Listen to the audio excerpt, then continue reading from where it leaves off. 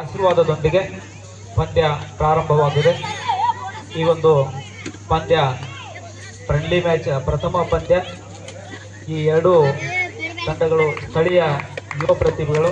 ಮುಂದೊಂದಿನ ಪೂಜ್ಯ ಅಪ್ಪಾಜಿಯವರ ಆಶೀರ್ವಾದದೊಂದಿಗೆ ಜಿಲ್ಲೆ, ರಾಜ್ಯ ಹಾಗೂ ರಾಷ್ಟ್ರ ಮಟ್ಟದಲ್ಲಿ ಮಿಂಚಲಿ ಅಂತಕ್ಕಂಥ ಆಶೀರ್ವಾದವನ್ನು ಪೂಜ್ಯರು ಮಾಡಿದ್ದಾರೆ. ಹಾಗೆಯೇ ನಮ್ಮೆಲ್ಲ ಅವಳಿ ಗ್ರಾಮದ ಕ್ರೀಡಾ ಪ್ರೇಮಿಗಳ ಆಸೆಯೂ ಕೂಡ ಹಾಗೇನೇ ಇದೆ. ಹಾಗಾಗಿ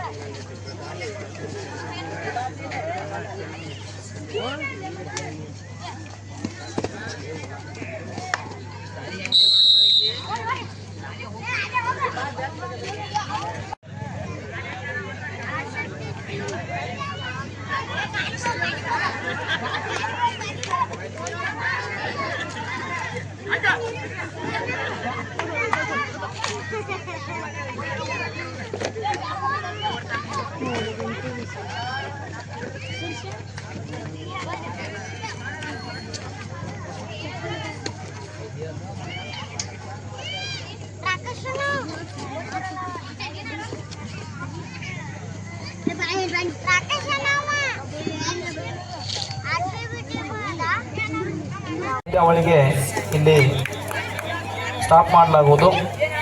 ಅದಾದ ನಂತರ ಇದೇ ಒಂದು ಆವರಣದಲ್ಲಿ ನಮ್ಮ ಊರಿನವರೇ ಕಟ್ಟಿರ್ತಕ್ಕಂಥ ಸುಂದರ ಸಾಮಾಜಿಕ ನಾಟಕ ಬೆಟ್ಟಕ್ಕೆ ಬೆಂಕಿ ಹಂಚಿದ ಹುಲಿ ಅಂತಕ್ಕಂಥ ಸುಂದರ ಸಾಮಾಜಿಕ ನಾಟಕ ಈ ಒಂದು ನಮ್ಮ ಅಡವೇಶ್ವರ ಆವರಣದಲ್ಲಿ ಮೂಡಿ ಬರಲಿದೆ.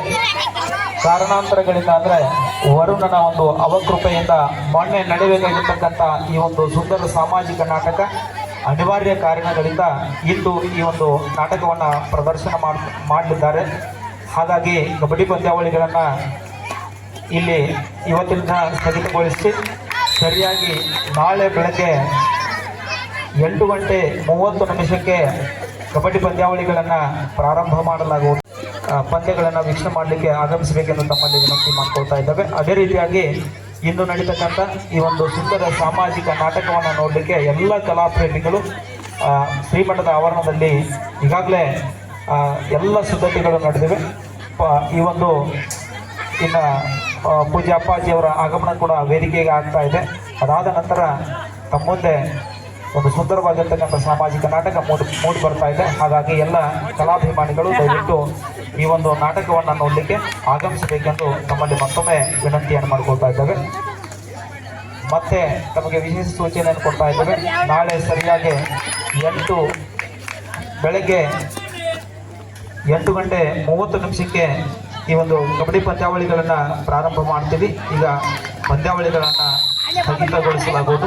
ಹಾಗಾಗಿ ಎಲ್ಲ ಕ್ರೀಡಾಭಿಮಾನಿಗಳು ನಾಳೆ ಪಂದ್ಯಗಳನ್ನು ವೀಕ್ಷಣೆ ಮಾಡಿ ಈ ಒಂದು ಕಬಡ್ಡಿಗೆ ಯಶಸ್ಸನ್ನು ತರಬೇಕೆಂದು ತಮ್ಮಲ್ಲಿ ವಿನಂತಿಯನ್ನು ಮಾಡ್ತಾ ಇದ್ದೇವೆ.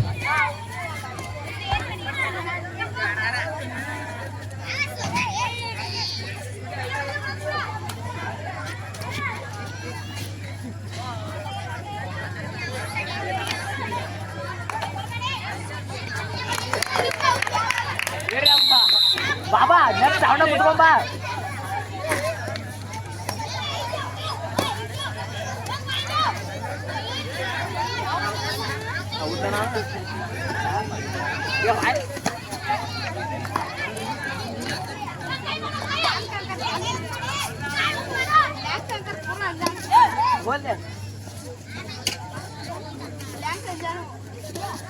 बाबा देना होगा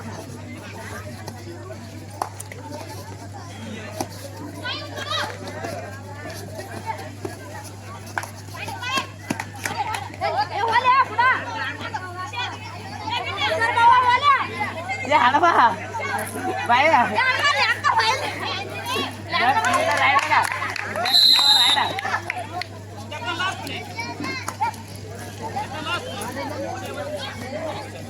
राइड होगा हड़वा हड़वा हड़वा होली